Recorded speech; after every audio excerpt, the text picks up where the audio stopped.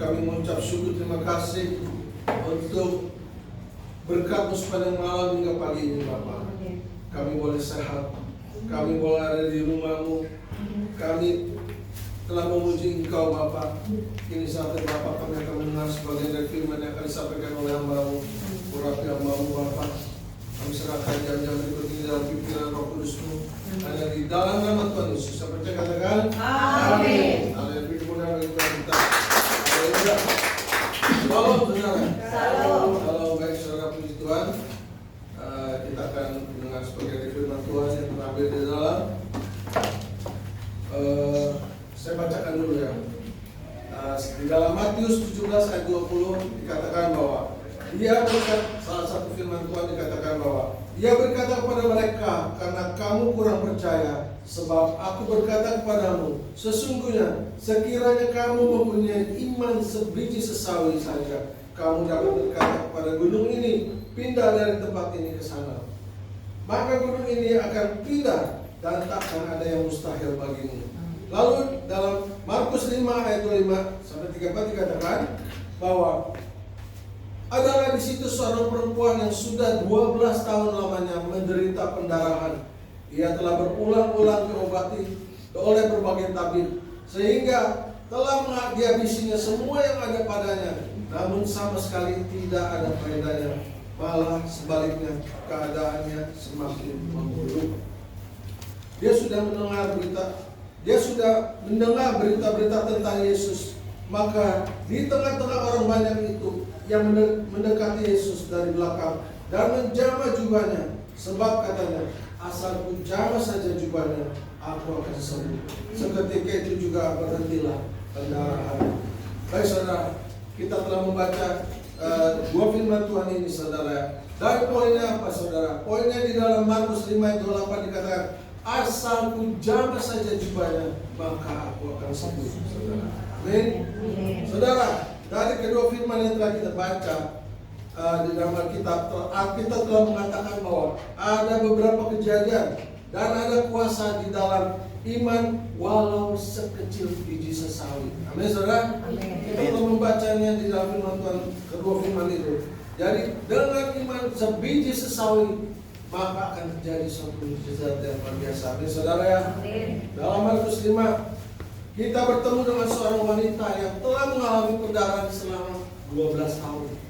Coba bayangkan saudara, kalau kita jadi sakit saudara, 12 tahun, gak usah 12 tahun. Saya lihat istri saya saudara, waktu dia mengalami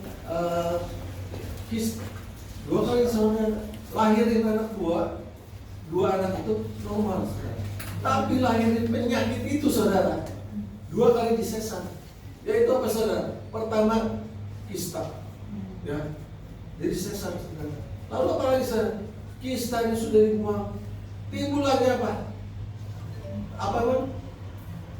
Setelah kista, tumor ganas, teroris. Jadi disesar lagi saudara, kandungannya. Disesar akhirnya sampai dokter bilang ini kandungannya harus dibuang. Itu enggak bertahun-tahun saudara ya. Tapi dia merasakan ketika pendarahannya itu saudara. Saya lihat itu ya, saya lihat istri saya sih kuat saudara. Dia tuh kalau baru sakit panas-panas aja mah demam sih biasa saudara. Ya, tapi saya lihat ketika dia kista itu saudara, dia itu kalau saya lihat dia tuh dia rancang tuh sampai melingkar gitu, melingkar gitu. Kenapa saudara? Saya lihat dia sudah gak tahan merasakan sakitnya saudara, karena pendarahan itu saudara. Ya, dia saya lihat dia kayaknya nggak sampai 12 tahun dia mau mengalami penyakit itu saudara. Tapi rasanya saya lihat itu sudah tersiksa sekali saudara. Apalagi ini perempuan, ya. Ini perempuan, kita bayangkan, wow, puji Tuhan, Tuhan baik. Istri saya tidak sampai dikasih penyakit sampai 12 tahun saudara. Tuhan sudah pulihkan, Tuhan sudah sembuhkan saudara. Terima kasih Tuhan Yesus ya. Nah, jadi kita sudah bertemu wanita ini selama 12 tahun pendarahan saudara ya. Saya mungkin kalau kita lihat bisa tubuhnya itu akan kurus kering saudara ya. Dia akan mengalami kurus badannya. Karena apa? Bukan soal penyakitnya aja. Apa yang dia pikirkan juga soal mempengaruhi kehidupannya, mempengaruhi kesehatannya. Dari pikiran, perasaannya, merasa sakitnya itu, dia akan mengalami kondisi tubuh yang pasti menurun. Itu pasti menurun, saudara. Tapi ketika dia mendengar nama Yesus, ada segerombolan orang, kok ada orang rame-rame nih, ada apa nih? Ternyata dia dengar ada Yesus di sana, ada Yesus. Yang dia tahu apa, saudara? Yesus itu penyembuh, ya. Yesus itu pembuat mujizat. Ya. Lalu apa, saudara? Dia mendengar nama itu, perempuan itu mengejar. Dia datang, dia masuk ke tempat rombongan orang yang sedang berkumpul itu, walaupun penuh sesak, saudara. Amin. Dia datang ke situ, dia mengejar, dia mau bertemu dengan Yesus. Dia mau bertemu dengan Yesus karena dia sering mendengar nama Yesus, tapi dia belum pernah berjumpa dengan Yesus. Seringkali kita juga begitu, saudara. Ketika kita mengalami masalah, kita udah coba ke sana kemari mencari penyelesaiannya, tidak pernah ada penyelesaian, saudara. Ya, tapi ketika ada orang yang bilang bahwa Yesus bisa menyembuhkan, saya percaya kita ada di sini karena kita mendengar nama yang dahsyat itu. Amin, saudara ya. Nama Yesus luar biasa, saudara.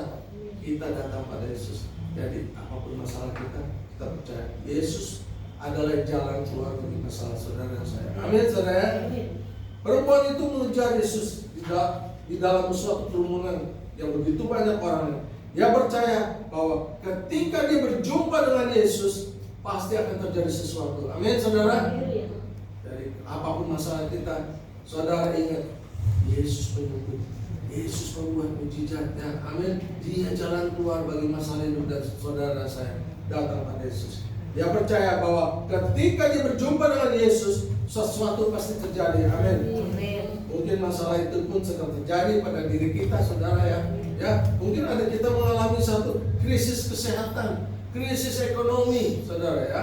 Yaitu seringkali kita hadapi di dunia ini, saudara. Emang mengikuti Yesus bukannya semua serba ada, semuanya enak. Enggak, saudara. Tuhan tidak berjanji begitu. Ya, Tuhan tidak berjanji demikian. Tapi janji Tuhan apa?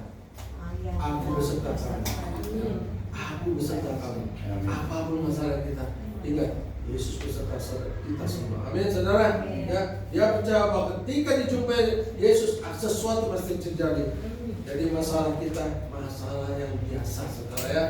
Memang kita harus mengalaminya, saudara. Ya, diizinkan Tuhan supaya apa, saudara? Supaya iman kita kuat. Amin. Supaya iman kuat ketika cobaan masalah datang dalam hidup saudara saya. Ya, kita bisa berdiri teguh karena Yesus beserta saya. Amin. Dan mari kita cari hadirat Tuhan sungguh-sungguh, saudara. Sungguh-sungguh, ya, maka sesuatu yang besar akan terjadi. Saudara, hari ini kita akan melihat proses kesembuhan melalui iman yang nekat. Ya. Iman yang nekat, saudara. Coba, saya bilang itu perempuan sakit 12 tahun. Mungkin dia udah ambil putus asa, saudara. Ya. Manusiawi, saudara. Ya, kita bisa, saudara. Ketika masalah bertubi-tubi menimpa hidup kita, ya, kita mengalami kesulitan, bisa nggak frustasi? Bisa, saudara. Ya. Tapi ada kabar baik, ada Yesus di sana.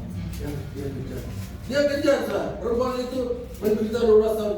Dia mengalami rasa sakit yang luar biasa, emosional, ya, secara spiritual juga bisa terganggu, saudara. Tapi dia sudah mencoba dengan segala pengobatan, ya, yang dari tabib, dokter dia sudah cobain, saudara. Tapi dia sampai dia, Alkitab katakan, dia mengalami kebangkrutan. Apa itu kebangkrutan, saudara? Habis-habisan, ya. Seringkali coba sekarang, puji Tuhan ada BPJS, saudara. Ya, kalau nggak ada BPJS, saudara, ini pasti juga merasakan, ibu, ya kan?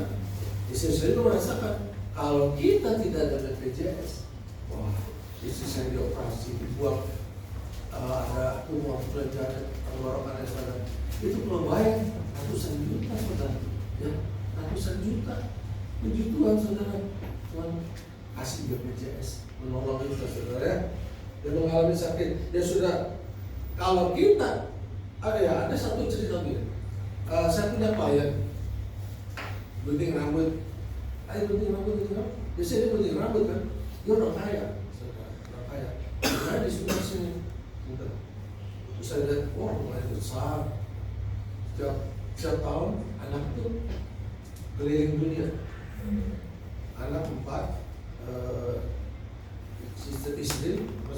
suaminya tidak pernah mau ikut luar negeri, nggak pernah mau ikut keliling dunia. Jadi berlima, kalau pergi berlima. Kalau ke Eropa, wah Eropa udah bosan, Amerika udah bosan, dia ke Arab, saudara. Arab dia kuat keliling Arab. Akhirnya apa saudara? Satu hari dia datang ke saya gunting rambut. Saya lihat kok kakinya dibungkus pakai kantong plastik, kresek, pakai kantong kresek, dua-duanya. Kok kenapa kok kaki ini dibungkus pakai kantong kresek? Iya, habis jari-jarinya dibuangin, bulat, jadi pada hitam. Jadi saya lihatnya kalau kaki kita udah mulai hitam-hitamnya saudara, jarinya itu simpul, saudara. Ada dokter bilang apa saudara? Dia bilang, Bapak, ini Bapak harus dibuangnya sedengkul segini. Sedengkul kaget juga saudara. Sedengkul. Dia bilang apa? Kalau saya disuruh buang sedengkul, mendingan saya mati aja. Matiin saya aja gitu. Jadi dia ngomong saudara. Padahal waktu itu jadi udah hitam semua, udah mulai naik kemana.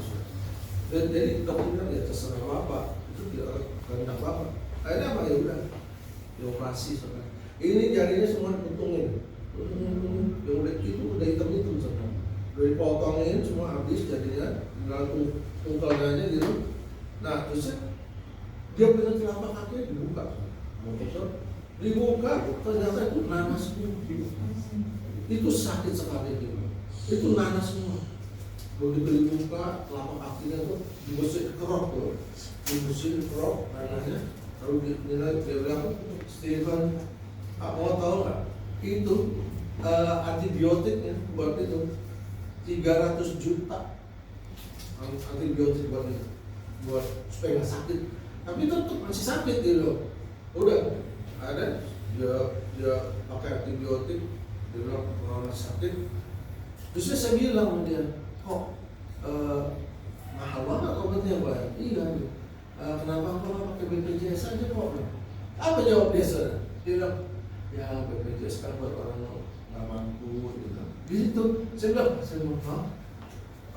enggak, saya nggak bilang BPJS. Kok kenapa nggak pakai asuransi? Kayak dia orang kaya kan? Saya bilang, kenapa nggak pakai asuransi aja kok?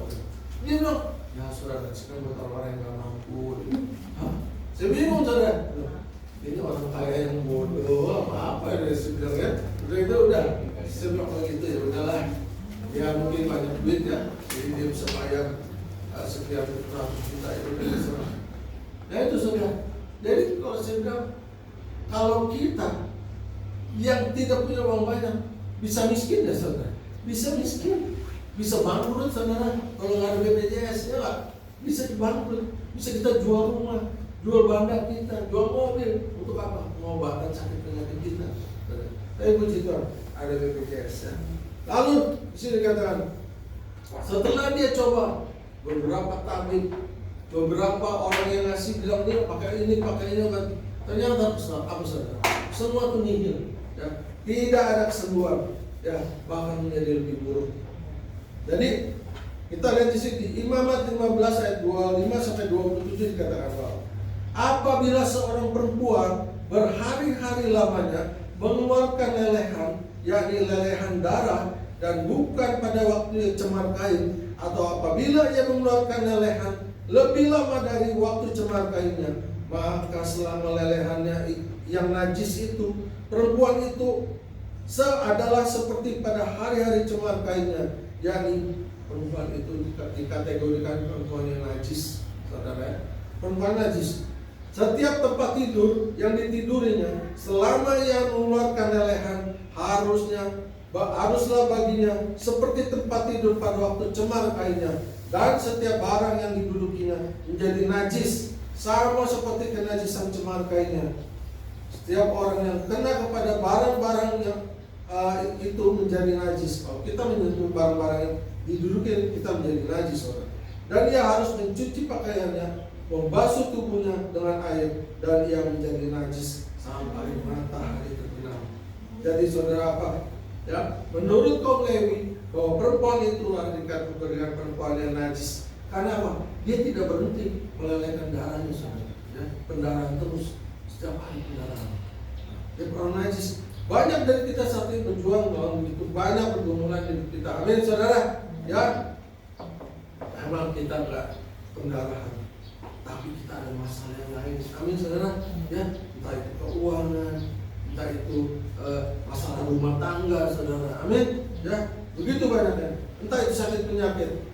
Ya, kita telah mencoba begitu banyak cara dan itu pun tidak berhasil, saudara. Karena sering kita mengandalkan kekuatan diri kita sendiri, saudara.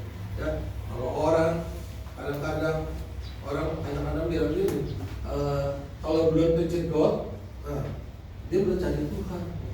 Ya, kadang-kadang begitu, saudara. Kita tuh mesti dijedotin dulu baru sadar gitu, baru gitu, baru cari Tuhan, gitu. Karena kita coba segala sesuatu, tapi hanya Yesus. Ya, kita hanya Yesus. Dia penyembuh kita, saudara. Amin. Lalu apa, saudara? Katakan sini berdua.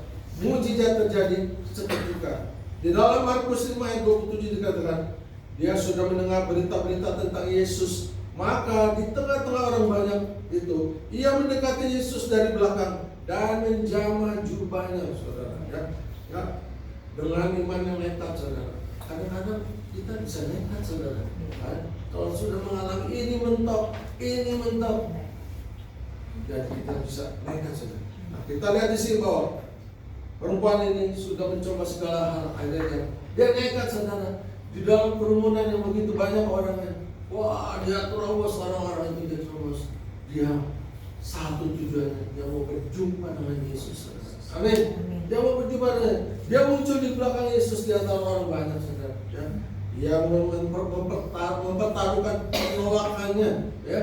Mempertaruhkan apa, saudara? Hukuman yang akan diterimanya. Kalau dia mungkin bisa dimarahin orang, ya nggak, saudara? Begitu banyak orang ngaku dia desek-desek, bisa mana orang? Bisa mana, saudara? Bisa dimaki-maki, bahkan dia bisa diusir keluar. Nggak sabaran kamu ngantri belakang, bisa nggak, saudara? Bisa, saudara. Ya? Nah, jadi dia segala resiko dihadapi, cuma tujuan yang utama, saya mau berjumpa dengan Yesus. Saya mau berjumpa. Di dalam Markus 5:28 dikatakan, because he thought, if I just touch his clothes, I will be healed. Ya, kata Allah, jika aku menjamah jubahnya, aku akan sembuh. Ya. Lalu apa? She touched Jesus' robe and it grows. Dia jamah. Dia mati-matinya mengejar. Dia jamah jubah Yesus. Dan ternyata apa, saudara? Ada sesuatu yang terjadi. Dia merasakan ada kesembuhan di dalam tubuhnya. Dia tidak pendarahnya itu berhenti, saudara. Wah, luar biasa, saudara. Di kemudian bagi kita. Haleluya. Jadi jangan anggap, saudara, iman sekecil apapun ya, saudara. Kalau kita sungguh-sungguh mencari Tuhan, ya, Tuhan, begitu banyak orang yang berdesak-desakan dekat. Banyak yang menyinggung Yesus, yang menempel-nempel, banyak, saudara. Tapi kenapa? Ketika wanita itu menjamah, Yesus tahu, saudara. Karena ada kuasa yang keluar dari tubuh Yesus. Ya, Yesus tahu orang yang mencari Yesus sungguh-sungguh, dia tahu, saudara. Amin. Orang yang mencari Yesus sungguh-sungguh, dia tahu. Ya, saat menyentuh jubah Yesus, pendarahannya berhenti. Wanita itu sembuh, saudara. Sembuh dari penyakitnya. Dia merasakan ada sesuatu yang berubah dalam hidupnya. Lalu iman kepada Yesus, mujizat pun terjadi, walaupun dia belum pernah berjumpa dengan Yesus. Ya, tapi dia hanya mendengar nama Yesus saja. Dia beriman, kalau saya berjumpa Yesus, aku jamah jubahnya, aku pasti sembuh. Wah, luar biasa, saudara. Jadi apapun, seberat apapun masalah saudara dan saya, datanglah pada Yesus. Amin, saudara. Berjumpa, cari wajah Yesus, mujizat pasti terjadi. Karena dia penyembuh, jalan keluar bagi setiap masalah dan apapun persoalan dalam hidup kita, dia pasti akan jalan. Di dalam Markus 5:30-31 dikatakan, pada ketika itu juga Yesus mengetahui bahwa ada tenaga yang keluar dari dirinya. Ada keluar kuasa yang keluar di tubuh Yesus, saudara. Amin. Lalu dikatakan, lalu ia berpaling, Yesus berpaling di tengah orang banyak dan bertanya, who touched me? Who touched my clothes? Siapa yang menjamah jubahku? Coba saudara, segitu banyak muridnya bingung, saudara. Guru, kan orang begitu banyak. Kok kamu nanya siapa yang menjamah jubah saya? Begitu banyak orang. Tapi Tuhan bilang ada sesuatu yang beda. Ya, orang mungkin bisa berdesak-desak sama saya. Tapi ada seseorang yang punya iman luar biasa yang menjamah saya. Ada kuasa yang keluar dari tubuh saya. Jadi Tuhan tahu kita mencari Tuhan sungguh-sungguh, Dia tahu siapa saya. Amin, saudara. Ya, jadi banyak orang datang ke gereja, saudara. Ya, dengan santainya, tidak mempunyai rasa kerinduan berjumpa dengan Yesus. Jadi ingat saudara, kenapa kita ada di sini? Kenapa kita ada di tempat ini? Kita mau mendengar firman. Amin, saudara. Kita mau berjumpa dengan Yesus.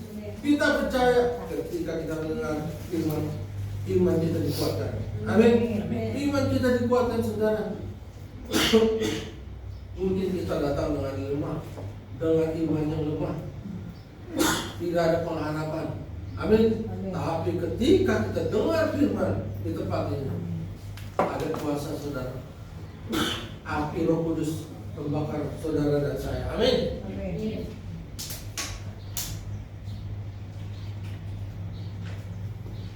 Jadi Tuhan katakan, datanglah kepadaku yang letih lesu dan berbeban berat. Amin, saudara. Aku akan memberi kekuatan. Wah, jadi itu luar biasa, saudara. Jadi ketika kita mengalami masalah yang berat, ya persoalan yang berat, datang sama Yesus, ya pasti dia ada solusinya. Amin, saudara. Yesus sangat tahu siapa yang sungguh-sungguh mencari Dia. Bagaimana dengan kita, saudara? Ya, karena Dia sudah mengambil semua risiko. Perempuan itu sudah mengambil risiko, ya. Tapi semua bukan suatu kebetulan, karena dia yakin sekali bahwa ada kuasa di dalam Yesus. Amin, saudara. Menjamah jubah Yesus ada iman di dalam tindakan. Di dalam Yakobus 2 ayat 17 dikatakan, demikianlah juga halnya dengan iman. Jika iman itu tidak disertai perbuatan, maka iman itu pada hakikatnya mati, saudara. Ya, amin, saudara. Amin. Misalnya perempuan itu sudah pendarahan 12 tahun, tergeletak. Lalu apa, saudara? Dia dengar nih, oh ya, saudara, ada kerumunan orang banyak nih. Ada apa nih? Ternyata ada Yesus, saudara. Dia bilang, oh iya, Yesus menyembuh. Tapi dia nggak bergerak, saudara, nggak bertindak. Bisa nggak terjadi mujizat? Nggak bisa, saudara, nggak bisa. Banyak orang begitu. Dia ajak ke gereja, dia lagi masalah banyak, lagi masalah berat. Ayo, kita datang ke Tuhan, kita doa sama-sama. Dia menganggap doa itu remeh, saudara. Menganggap doa itu biasa, saudara. Ya, tapi percaya, saudara, ketika kita berdoa di dalam nama Yesus, saya percaya ada kuasa. Amin. Ada kuasa, saudara. Jadi jangan menganggap remeh. Kalau kita diajak doa, kita ada berdoa, ada orang menganggapnya biasa, santai-santai aja. Ya, baca ini, orang lagi berdoa nih, terus HP-nya dipegang terus. Saya lihat, saya sampai bilang gini, apa mendingan gini ya, saya karena suka memang itu akan doang sih, saya bilang, apa kalau orang ke gereja satu di pintu masuk ditaruhin keranjang gitu ya, jadi kalau masuk tuh HP taruh situ semua, sehingga HP semua taruh situ, jangan ada yang bawa HP lagi, jadi bisa konsen dengan firman gitu. Jadi kalau saya lihat sampai gereja, oke, pakai tahu dapat berapi-api, dia masih tetap aja ngeliatin itu. Kalau ditanya pasti nggak tahu. Coba, itu firman buang sia-sia, saudara. Amin. Kita datang ke sini dalam berkat. Amin. Dalam berkat. Jadi kayak wanita itu, kalau dia tidak menanggapi itu Yesus ada di sana, kalau dia nggak hadir, nggak ada mujizat, nggak ada kesembuhan. Amin, saudara. Jadi saudara, kerumunan apa yang Anda lewati hari ini, saudara? Ya, ketakutan, rasa malukah, atau kurang iman? Mungkin yang Anda untuk datang ke tempat ini aja. Kadang-kadang orang merasa kayak, gue masih belum benar nih, gue malu nih gitu. Nah itu tuh kerumunan tuh, yang orang tidak melangkah ke depan, ya. Dia mengutuki dirinya sendiri. Sebenarnya Tuhan udah memanggil dia, di gereja, lu lagi masuk ke gereja, dengar firman. Gue masih belum beres betul. Iya, terus aja. Kalau belum beres terusin, gitu. Apa mesti diterusin? Enggak kan saudara? Justru kita nggak beres itu datang sama bisa menyelesaikan masalah kita. Amin saudara. Ya, jadi berserulah pada nama Yesus. Sesuatu pasti terjadi saudara. Yesus tidak membiarkan wanita itu luput dari perhatiannya. Begitu banyak orang dia tahu ada yang menjamah jubahnya. Wah, luar biasa saudara. Jadi kalau kita punya kerinduan hati kita, Tuhan, aku mau mencari Engkau, aku mau mendengar firman, aku mau datang ke gereja. Wah, Tuhan kira-kira tahu nggak saudara? Sangat tahu. Dan pasti sesuatu berkat pasti akan terjadi pada diri kita. Amin. Kita keluar dari sini, pasti ada sesuatu yang terjadi. Percaya saya saudara. Jadi, how big your problem now? Ya, Tuhan adalah jalan keluarnya. Jadi jangan takut saudara. Ya, itu kita punya masalah, lari pada Yesus, lari pada kaki Yesus. Ya, karena Dia adalah jalan. Amin. Baik saudara, kita dengarkan satu pujian. Saya undang istri saya memainkan musik. Kaulah Tuhan penyembuhku. Dengarkan satu pujian. Saudara mungkin sudah kayak tahu ya saudara. Ini istri saya bisa main musik, saya nggak bisa. Jadi saya haleluya.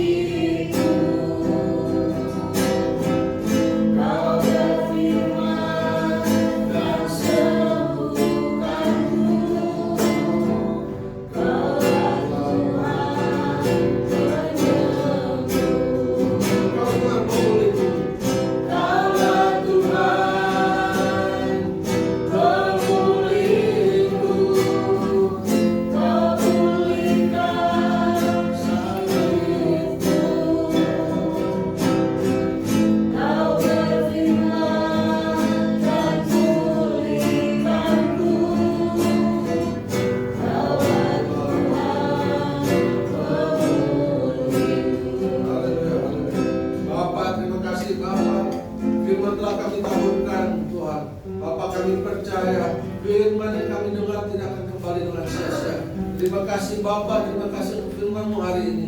Bapa, biar firman-Mu boleh menguatkan iman kami, mendewasakan iman kami Tuhan. Terima kasih Tuhan Yesus. Kami serahkan Bapa jemaat tempat ini Bapa. Tuhan, kami tidak tahu apa permasalahan mereka Tuhan, tapi Engkau yang Maha tahu Tuhan. Engkau yang tahu isi hati mereka. Mereka ada di tempat ini karena mereka mendengar nama-Mu Tuhan. Dia datang dan mujizat pun pasti terjadi. Terima kasih Tuhan Yesus. Kami berdoa juga untuk kembali tempat ini Pastor B Tuhan. Berkati Pak Pastor B, beri kesehatan, beri kesabaran, beri hikmat yang baru setiap hari Tuhan. Terima kasih berkati juga istri dan anak-anak sebagai penopang keluarganya Tuhan. Terima kasih Bapak, terima kasih. Kami serahkan buat tempat ini Bapak. Akan lebih dahsyat lagi Tuhan untuk menjaga jiwa-jiwa di luar sana Tuhan. Terima kasih Bapak. Kami percaya Tuhan, kami diberi talenta masing-masing Tuhan. Pakai talenta kami masing-masing untuk kemuliaan nama-Mu Bapak. Terima kasih Bapak. Kami serahkan jam-jam berikut kami dalam tangan-Mu, hanya di dalam nama Tuhan Yesus. Saya percaya katakan amin. Kemuliaan bagi kita.